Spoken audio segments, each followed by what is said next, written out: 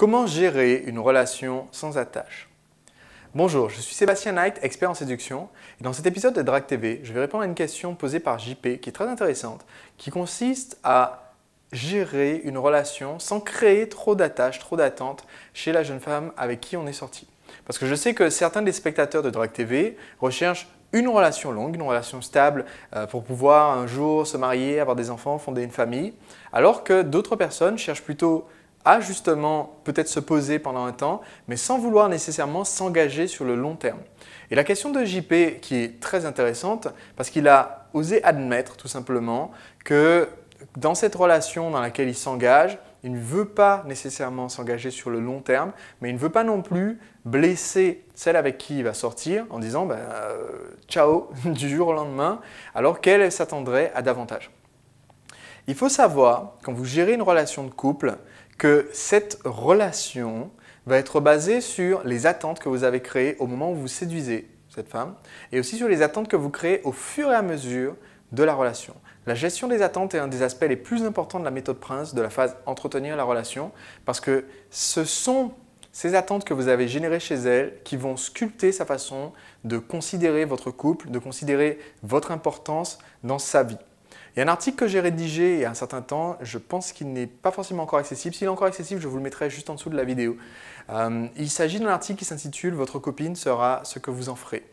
Et dans cet article, j'explique tout simplement que au fur et à mesure de votre relation, non seulement vous allez évoluer, mais votre compagne va aussi évoluer en fonction de ce que vous allez créer comme attente. Je vous donne un exemple tout simple. Si vous n'êtes absolument pas du type sportif, absolument pas intéressé par la nutrition, que vous êtes un bon vivant et que pour vous, le physique et la santé physique ne sont pas les premiers critères de sélection, petit à petit, dans 10 ans, dans 20 ans, elle va prendre un petit peu d'embonpoint. C'est tout à fait normal, c'est tout simplement dû au fait que vous allez créer chez elle des critères plus importants pour entretenir la relation que faire attention à son physique, faire attention à son poids. Peut-être qu'elle va au quotidien faire attention à bien s'habiller ou faire attention à bien s'occuper des enfants ou à vous faire des bons petits plats ou autre chose. Ou alors tout simplement elle va faire bien attention à sa carrière professionnelle parce que pour vous ça a l'air d'être important qu'elle soit valorisée professionnellement et vous pendant ce temps-là vous vous occupez d'autres choses. Mais il faut bien que vous soyez conscient qu'une femme ne s'attache pas toute seule à vous. Ça n'arrive pas. Autrement dit, ça n'arrive pas à la situation où vous êtes là au moment de rompre en disant « mais voilà, qu'est-ce qu'elle avait aussi à se coller à moi, je veux dire, j'ai rien fait ». Ce n'est pas possible. Au jour le jour, dans votre relation, si vous voulez éviter justement qu'il y ait trop d'attachement, il va falloir que vous fassiez comprendre dans votre façon de vous comporter au quotidien, que vous ayez certaines règles toutes simples qui vont vous permettre dans votre hygiène de vie, qui vont vous permettre de communiquer subtilement au quotidien que vous n'êtes pas forcément là pour rester là pendant 15 ans, dans 20 ans. Et c'est particulièrement difficile quand on se met à séduire, quand on se met à être attirant, de ne pas céder à la facilité. La facilité, c'est que quand elle vous demande est-ce que vous pourrez vous rendre disponible dans 8 mois pour le mariage d'une de ses copines, la facilité, c'est de dire oui, il n'y a pas de souci, de décaler vos rendez-vous de boulot pour vous arranger pour être là, etc.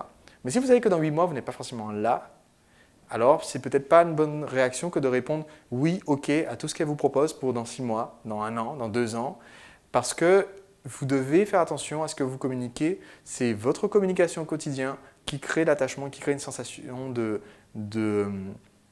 cohésion, de long terme d'engagement dans la relation. Alors, ça ne pose absolument aucun problème. Si vous cherchez une relation à long terme, au contraire, c'est important pour vous de faire ces choix-là, dans ce sens-là. Mais votre communication, il faut que vous en soyez maître parce que c'est justement ce qui va vous mener dans 1 an, dans 2 ans, dans 5 ans à être encore avec cette personne parce que vous aurez montré les bons signes ou à ne plus être avec cette personne parce que, encore une fois, selon votre choix, vous aurez montré ou pas les bons signes.